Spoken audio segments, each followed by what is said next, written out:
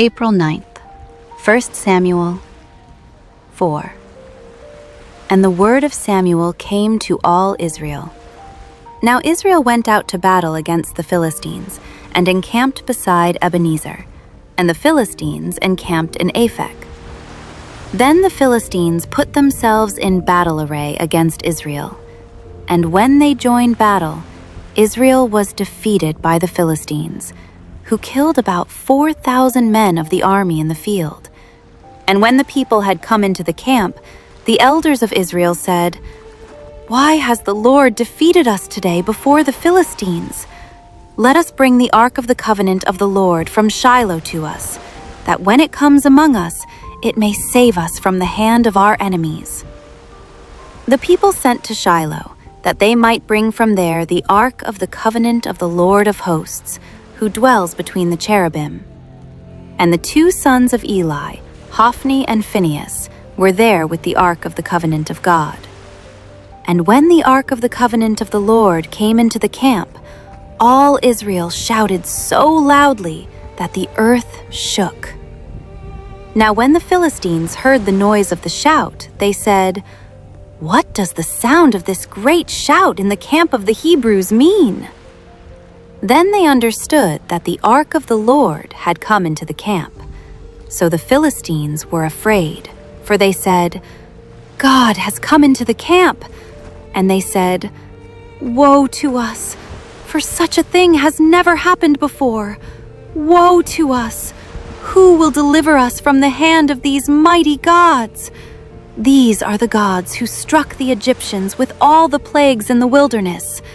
Be strong and conduct yourselves like men, you Philistines, that you do not become servants of the Hebrews, as they have been to you. Conduct yourselves like men and fight." So the Philistines fought, and Israel was defeated, and every man fled to his tent. There was a very great slaughter, and there fell of Israel 30,000 foot soldiers. Also the ark of God was captured, and the two sons of Eli, Hophni and Phinehas, died.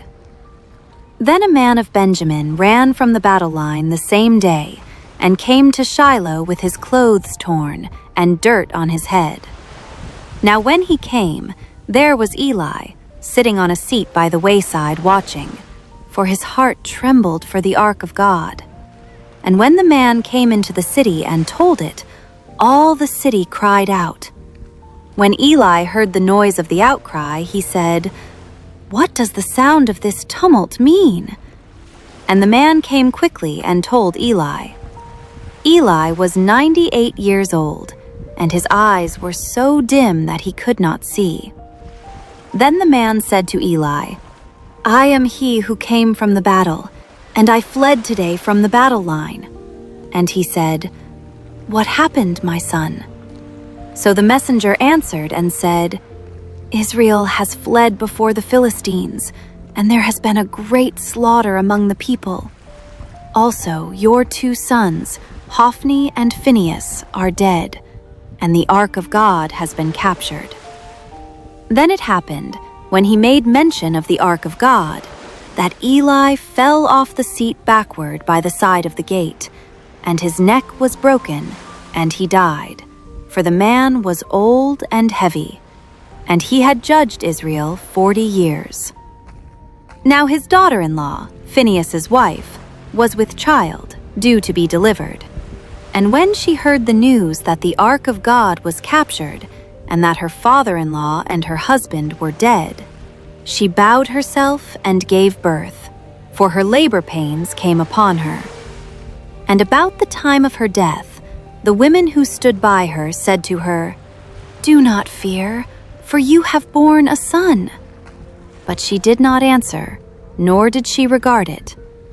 Then she named the child Ichabod, saying, "The glory has departed from Israel," because the ark of God had been captured, and because of her father-in-law and her husband. And she said, "The glory has departed from Israel, for the ark of God has been captured." 1 Samuel 5. Then the Philistines took the ark of God and brought it from Ebenezer to Ashdod. When the Philistines took the ark of God, they brought it into the house of Dagon and set it by Dagon. And when the people of Ashdod arose early in the morning, there was Dagon, fallen on its face to the earth before the ark of the Lord. So they took Dagon and set it in its place again. And when they arose early the next morning, there was Dagon, fallen on its face to the ground before the ark of the Lord. The head of Dagon and both the palms of its hands were broken off on the threshold. Only Dagon's torso was left of it. Therefore, neither the priests of Dagon nor any who come into Dagon's house tread on the threshold of Dagon in Ashdod to this day. But the hand of the Lord was heavy on the people of Ashdod, and he ravaged them and struck them with tumors, both Ashdod and its territory. And when the men of Ashdod saw how it was, they said, "The ark of the God of Israel must not remain with us, for his hand is harsh toward us, and Dagon our God." Therefore they sent and gathered to themselves all the lords of the Philistines, and said, "What shall we do with the ark of the God of Israel?" And they answered, "Let the ark of the God of Israel be carried away to Gath." So they carried the ark of the God of Israel away. So it was, after they had carried it away, that the hand of the Lord was against the city with a very great destruction, and he struck the men of the city, both small and great, and tumors broke out on them. Therefore they sent the ark of God to Ekron.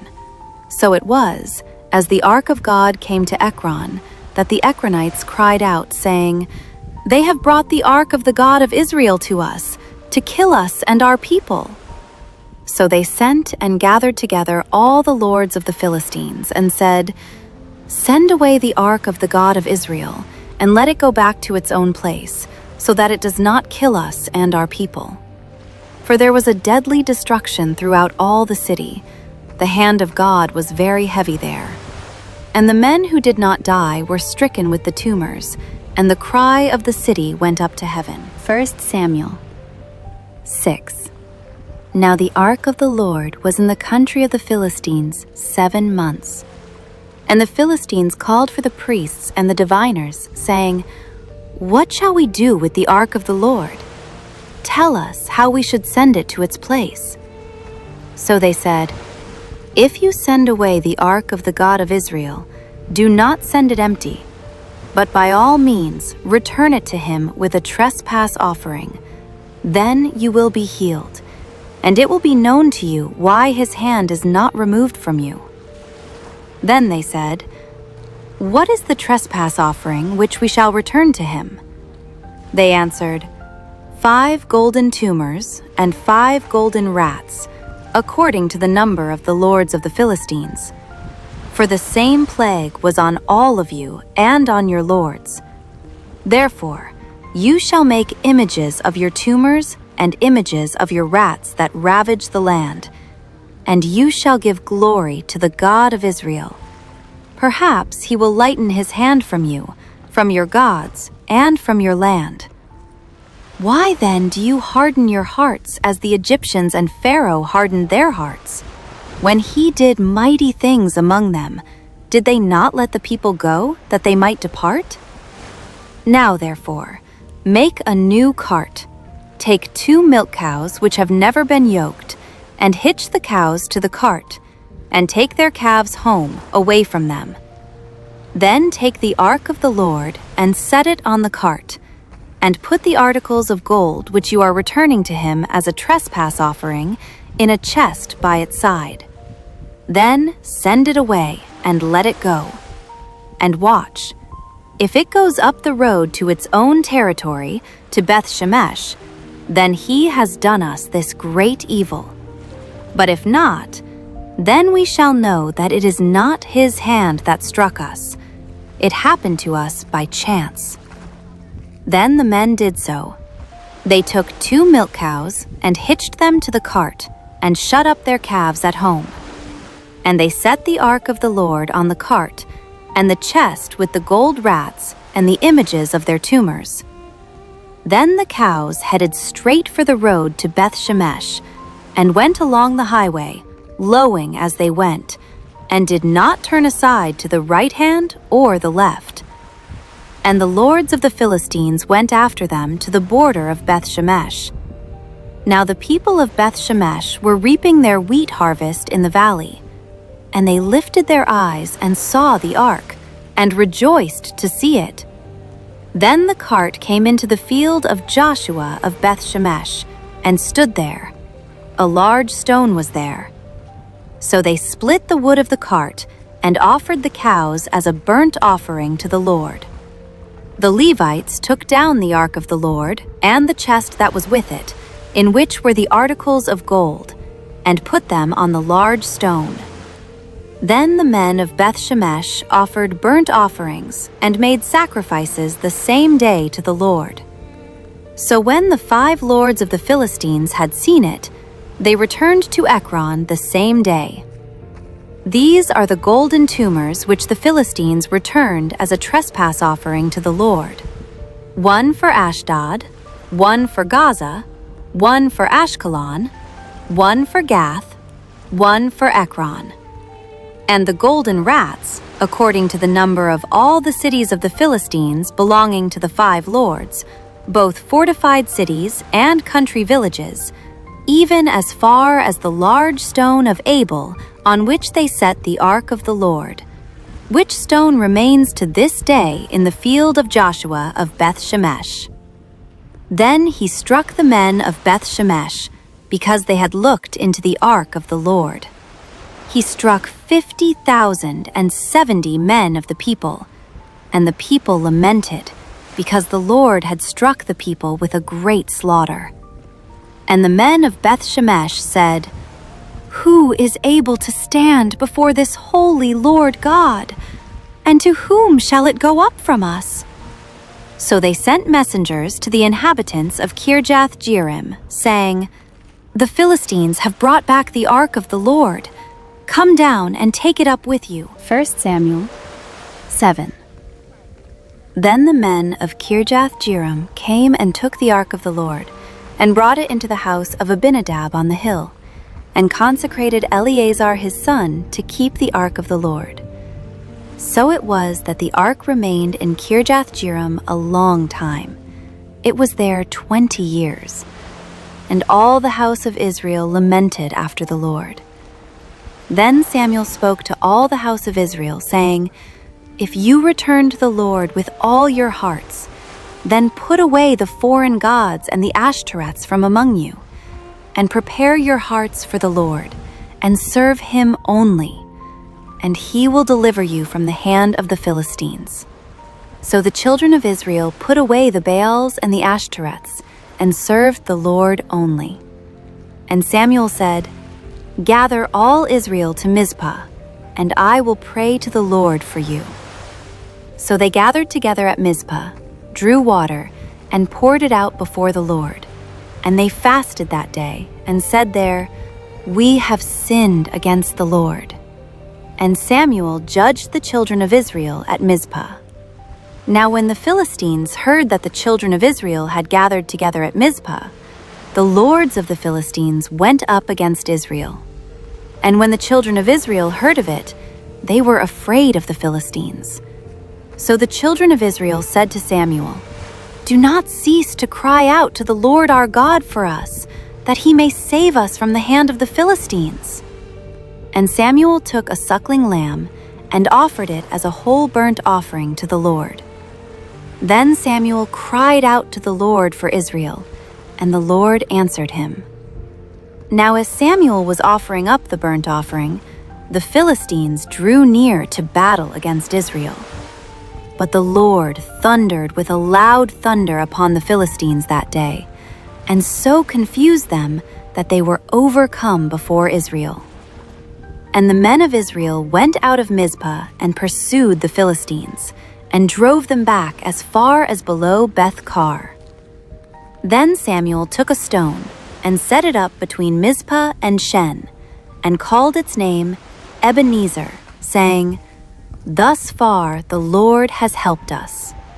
So the Philistines were subdued, And they did not come any more into the territory of Israel. And the hand of the Lord was against the Philistines all the days of Samuel. Then the cities which the Philistines had taken from Israel were restored to Israel, from Ekron to Gath. And Israel recovered its territory from the hands of the Philistines. Also there was peace between Israel and the Amorites. And Samuel judged Israel all the days of his life. He went from year to year on a circuit to Bethel, Gilgal, and Mizpah, and judged Israel in all those places. But he always returned to Ramah, for his home was there. There he judged Israel, and there he built an altar to the Lord. 1 Samuel 8. Now it came to pass when Samuel was old, that he made his sons judges over Israel.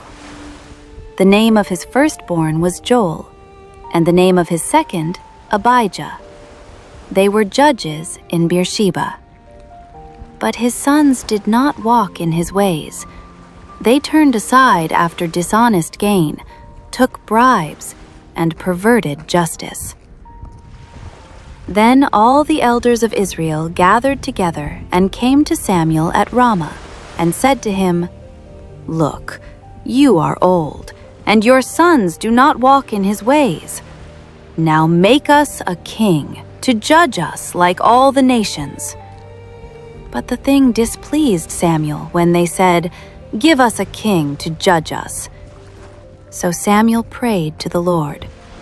And the Lord said to Samuel, "Heed the voice of the people in all that they say to you, for they have not rejected you, but they have rejected me, that I should not reign over them. According to all the works which they have done since the day that I brought them up out of Egypt, even to this day, with which they have forsaken me and served other gods, so they are doing to you also. Now therefore, heed their voice. However, you shall solemnly forewarn them, and show them the behavior of the king who will reign over them." So Samuel told all the words of the Lord to the people who asked him for a king. And he said, "This will be the behavior of the king who will reign over you. He will take your sons and appoint them for his own chariots and to be his horsemen, and some will run before his chariots. He will appoint captains over his thousands and captains over his 50s, will set some to plow his ground and reap his harvest, and some to make his weapons of war and equipment for his chariots.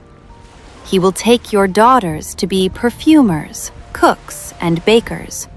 And he will take the best of your fields, your vineyards, and your olive groves, and give them to his servants.